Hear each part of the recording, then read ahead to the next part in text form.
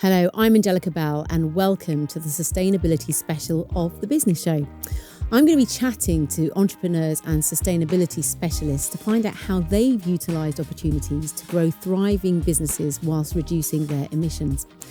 On today's episode, we'll be discussing if now, during one of the UK's worst ever fuel crises, is the time for businesses to make a switch to sustainable logistics solutions. Joining me is Kumi Oludoyi and Ade Popula, the founders of Ulster Technologies. They're a startup overcoming the final mile delivery challenges with autonomous drone and vehicle solutions. Also with us, Professor David Greenwood from Warwick Manufacturing Group, part of Warwick University. So let's get started. It's great to have you all here. It's great to be here. So Ulster is an autonomous technology and delivery service. So can you sort of, in 60 seconds, give me an elevator pitch of the mission that you're on? Right. 60 seconds.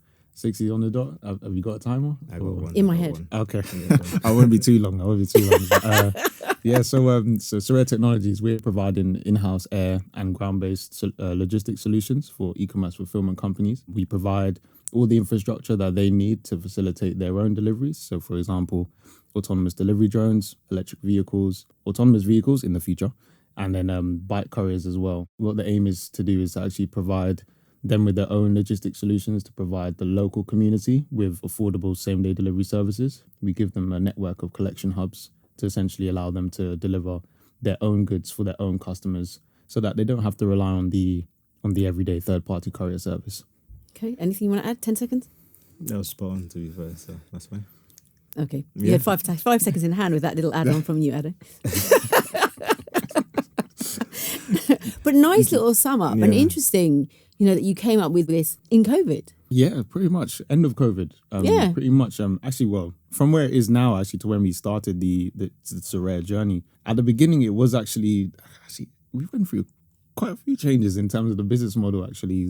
At first, we were thinking, drone delivery as a service. Okay, let's try and go with that, type of Uber Eats type of model. Right. But instead of the couriers, you'd have the drones. Mm-hmm. Then we were thinking, okay, you know what? Maybe let's not have all this liability on us. Let's just manufacture the drones, sell them. And then we kind of went back to more... went back to a service because we realised that there's a lot more potential to, not even just in terms of monetary, but there's a lot more potential even with, I guess, influence that you can have with providing a service. And more value in it as well. So. Most definitely. Yeah. So. And what led you to focus your business mission on sustainability? I mean, for me... I love the way it's thought. There's a couple of reasons. So I'm just caressing your chin there going, okay, go on. Yeah, I mean, for me, especially for me during university, now what they teach a lot when it comes to engineering is mostly sustainable tech. So for what I did in third year for my dissertation was all about drones. So for me, this is just kind of continuing in what I was always doing all my life. Right. So it was kind of a no-brainer. Yeah, I don't feel like it's worth trying to innovate something that's futuristic and not have it be sustainable also, because that's kind of going backwards in a way and probably not worth investing in, as it's probably not long-term anyway. So in a way, it's sort of an extension of your course and what you were learning. Yeah. You could say this was like your PhD. Kind of, just a lot more business than I'm used to. Let's move to you, David, because I'd love to hear about your day-to-day at Warwick Manufacturing Group and what your mission is. Do you fancy 60 seconds as well? Bit of pressure? Give it a good go, certainly. Off you go. I have two roles here at Warwick. The first is I'm Professor of Advanced Propulsion Systems. What that means in reality is we've got a few hundred researchers here looking at batteries, electrification and autonomous vehicles. And in my other job, I'm the Chief Executive for the High Value Manufacturing Catapult Centre here. And that means we run a £60 million programme to develop technologies and skills for companies who make things here in the UK. Day to day, what sort of, what does that entail? Day job, it's talking to companies about how we can help them. It's talking to governments about trying to get the right policy in place to let companies survive. And it's working with researchers and engineers to get new solutions into the marketplace. Okay, so what is the main reason for businesses looking to update or improve their delivery solutions to reach out to you guys? Because, cost cutting, impact reduction, future proofing, are those some of the reasons? I'll firstly highlight cost cutting. So especially with the autonomous service, the aim of that is actually to help us lower our own cost per mile And therefore, when we bring on that cost to the price that the customer will pay, it allows us to lower that price to then make a step forward towards our vision, which is, again, making same-day deliveries more affordable, more accessible for the everyday person. But I would definitely say it would be larger companies that would come to us, especially in the future when we integrate the autonomous vehicles into the distribution system. But for now, big and small, they can come to us cost cutting. They can come to us to be able to have the chance and the opportunity to take control of their distribution. Again, rather than relying on third-party couriers, because a lot of fulfillment companies would want to have their own distribution, their own control. So I'd say lastly as well, one thing we offer is like a dedicated ops control center. So with that, they're able to view and oversee all of their logistics operations ongoing, live, pretty much from a map like NASA type of thing, where they would a bit like a film, when you have these boards, they can see all the where different everyone screens. So obviously that's extra features, but it's just so that they can oversee all their logistics operations and have access to the statuses. And that would then comprise both air-based and ground-based vehicles, so it will all be, on that central location, depending on what's being used. It is quite futuristic. Yeah. It is, for sure. It is. That's why we have to start off with the e-mobility vehicles at the moment.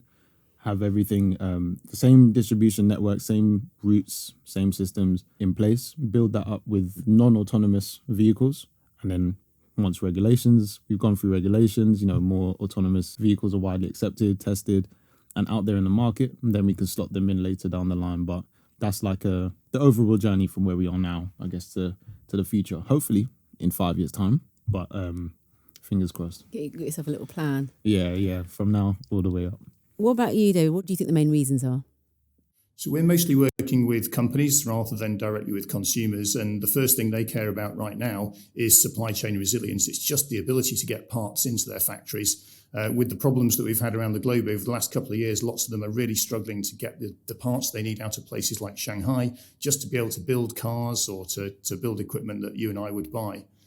Second to that is about cost. Exactly as Ade and Kumi said, it's about optimizing the cost, getting it down as far as possible, keeping the cost to the consumer down. And at the end of that, but underpinning it, is the net zero carbon or sustainability agenda.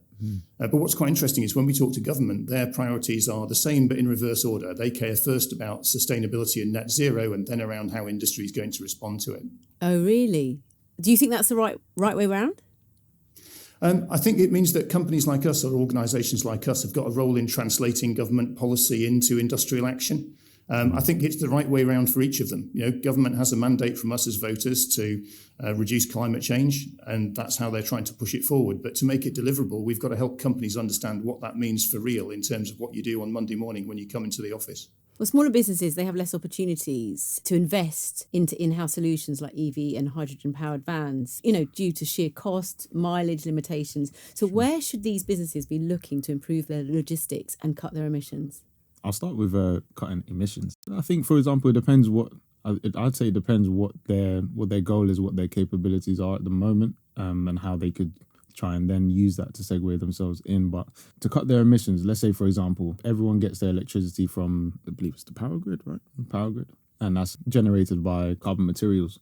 So maybe they could start off with investing in maybe, let's say, solar panels, so that they can get some of their electricity a bit more sustainably, bit more of a renewable source of energy. I'd say that's one example they could go for cutting their emissions. In terms of logistics, there's different parts and different sectors of logistics. So you have warehousing companies, you have courier companies, you have, let's say, the producers who will then send their goods to a warehouse, for example. There's different stages in the supply chain overall, and then logistics is basically just connecting each of those stages together. So I'll speak about third-party courier services, or let's say courier services at the moment.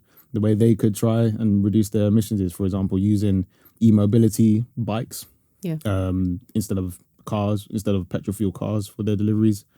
Bikes, cycles. They could use more of those solutions as opposed to, they don't have to go for the big electric vans or, those types of vehicles. They can just kind of cut back in terms of the size of the vehicle, scale down, but have them just run by electricity from the get-go. So bikes, scooters.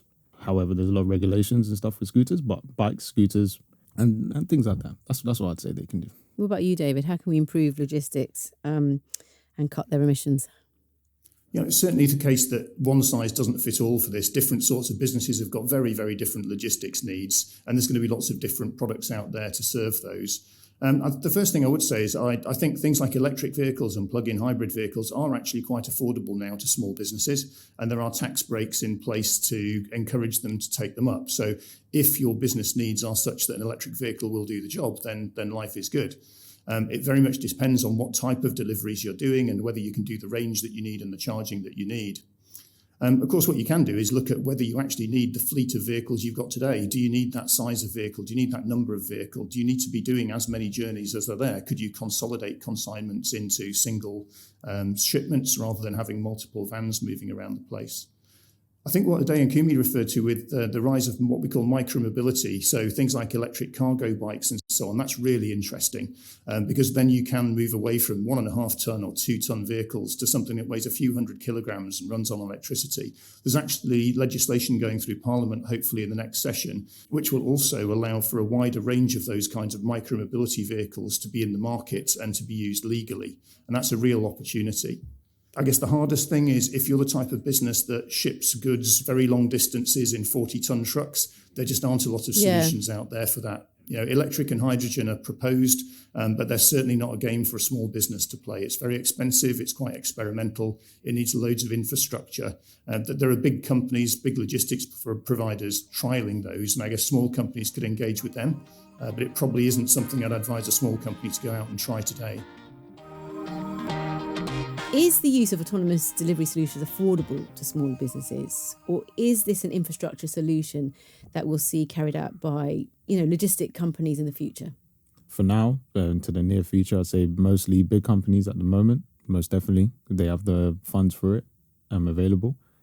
Later down the line, autonomous technology, autonomous vehicles, they'll definitely become more affordable, I guess, for smaller businesses. But it's tricky for smaller businesses, isn't it? Because we're in the fuel crisis, cost of living crisis, and they're penny pinching. They're just trying to survive. It's true. It is very true. I mean, in that case, in order for a small business to try and get ahead or try and get their foot in the game, I'd say they need to be collaborating or partnering with the larger companies, the suppliers, the manufacturers who have that technology. It could be different types of partnerships that they could probably do. For example, they could participate in grant-funded projects where they can get a pool of money in order to execute certain operations or certain parts of the R&D so that they can have the IP in their own autonomous technology, autonomous vehicles as well.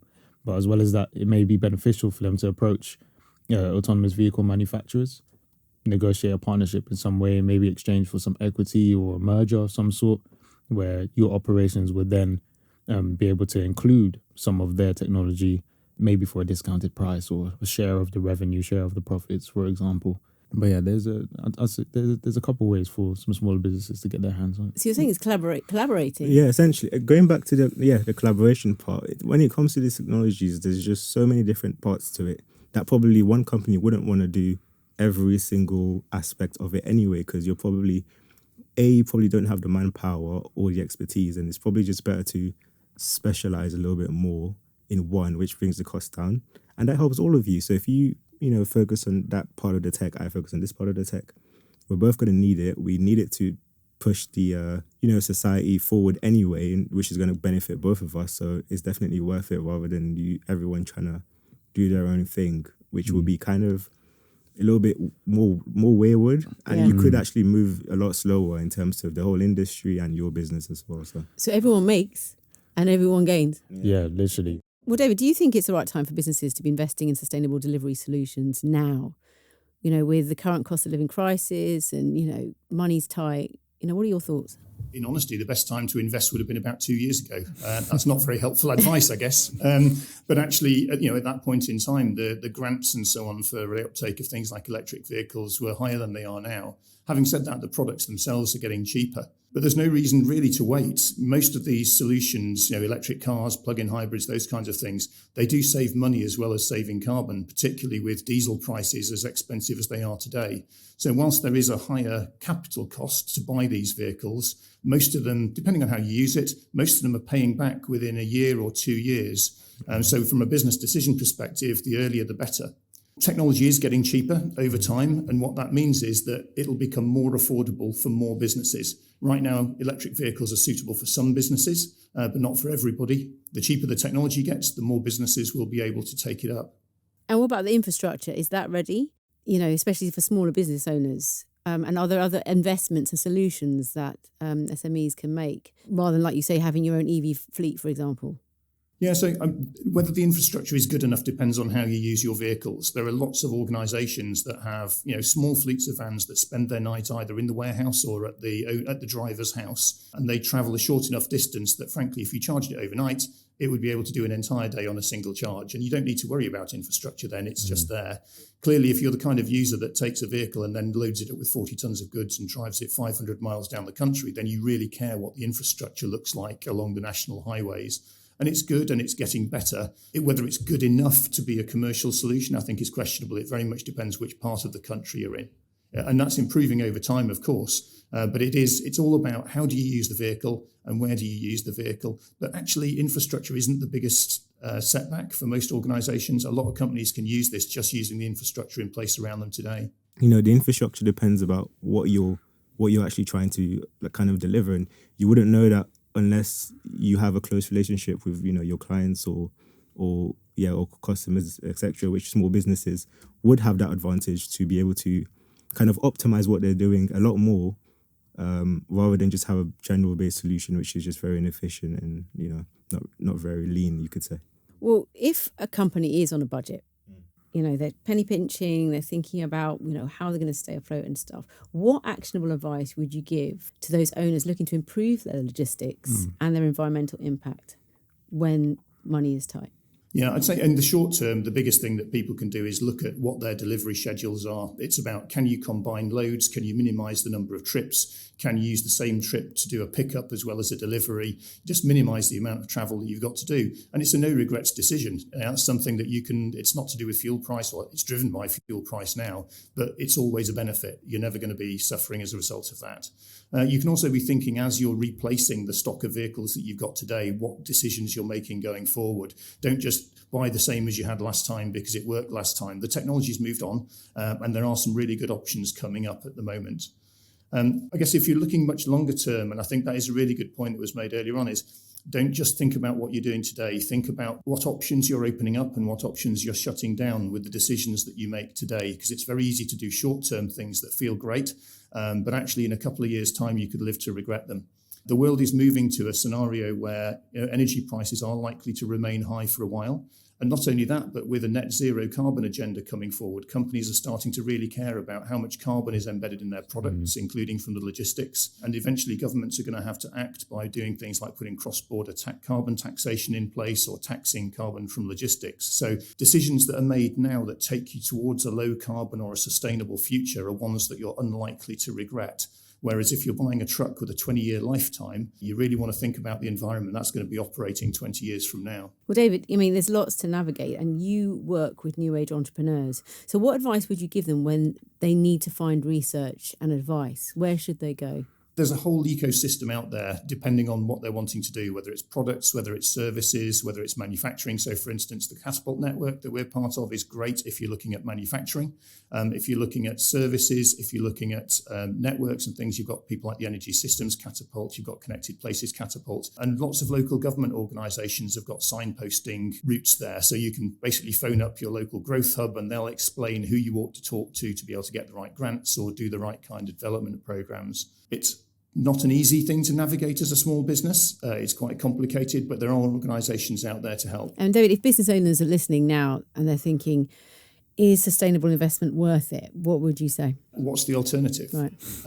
If you look very simply, see what your shareholders are saying, see what the government's saying, see what the policy is doing. All of it is moving towards sustainability. It's becoming increasingly difficult for companies to get investment if they don't have a clear path to net zero in the longer term future, and if they're not thinking sustainably today. Well, finally, on that positive note, which is very inspiring, and this is to all of you, do you have one key piece of advice for the listeners to take away when it comes to sustainability in business? David, let's go to you first. Take it seriously. It's as simple as that. Your investors are going to be looking for it. The regulatory environment around you is changing, and your cost base will change according to sustainability. It's not something that you can put off for another day, I'm afraid. You need to start planning for it now. Okay, the time is now.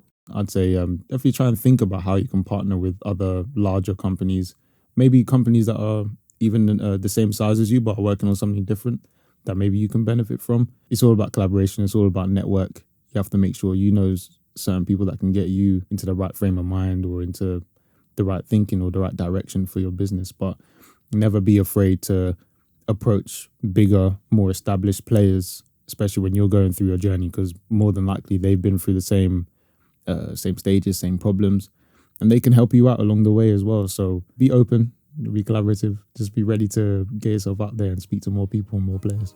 If you scratch my back, I scratch yours, literally. Thank you, Kumi, Ade and David. And also thanks to you for joining this episode of the show. Now, there's still loads to come in our sustainability special, so please follow and subscribe. And if today's episode has inspired you, head to our website to find more insights and potential solutions that could help you take action today. Until next time.